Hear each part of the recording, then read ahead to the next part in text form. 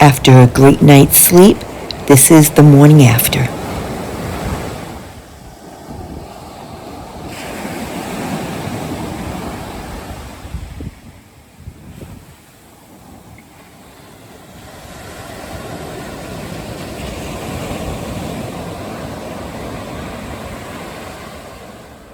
Well, I very reluctantly gave up the ocean. I'll get back to it in a little while. I had to find my Dunkin' Donuts. I really have the shakes because I drink a lot of tea, a lot more than coffee, but this is going to take a very large coffee to get rid of the shakes. If I can find it, I do have a GPS, really I do. I'm going to go to Point Judith Lighthouse from here. This has a history with me.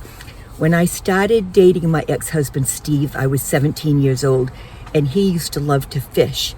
He had a cottage, long before me, down at Point Judith. By the time I came on, the picture had already been sold.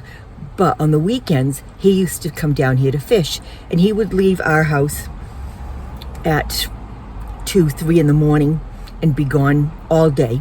And I used to get so scared because I wouldn't see him. Sometimes he left on like Saturday and didn't come home and had no place to sleep. We had no money. We had an old-fashioned like bread truck that we could sleep in the back of. That's what we got it for. And he came down one time. It was a stormy weekend. I was probably 18, hadn't seen him for almost 24 hours, no cell phone, so I hadn't heard from him. And I had to call the Coast Guard, which is on the very point of Point Judith Lighthouse. I said, there's a rock right in front of you, about 30 feet off. Is there a young guy on it? And they said, yeah, he's been there almost 12 hours. So I knew he was still alive. Honest God, he was known for doing things like that. After that, I started going with him and sleeping in a sleeping bag in the back of that wonderful truck for a year or two. That's what you call young love. I was doing everything I could to make sure I was there for him. Yeah.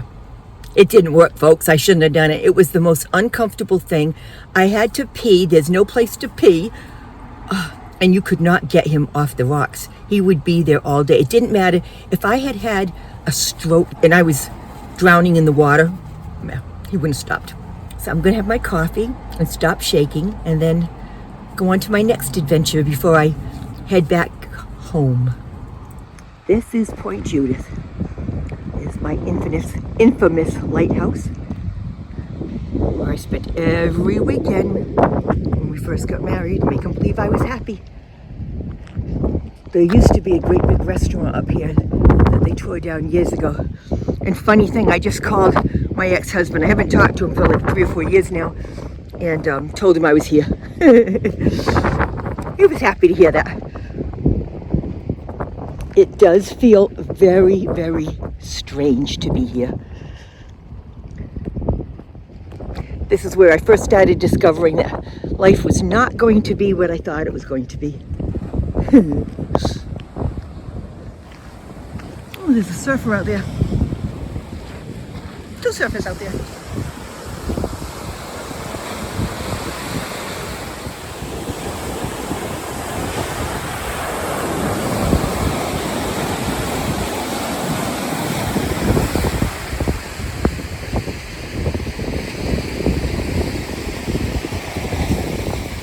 Isn't that glorious, huh? I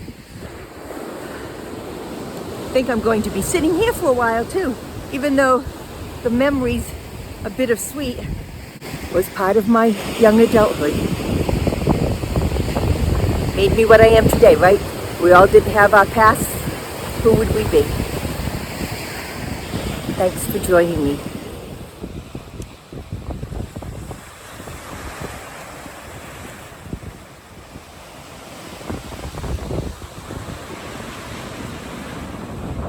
Feeling I won't be back this way. And I want this to be the memory I have of Point Judith. There's nothing here for me now, but it was a great place to revisit. And that was the end of my little tiny getaway. I spent the rest of today, Sunday, looking for rugs. Nothing. There's no such thing as a green rug. And when I got home, I videotaped the addition. So I'm going to edit that video to go up and call it a night. Thank you all for coming along. Have a great week.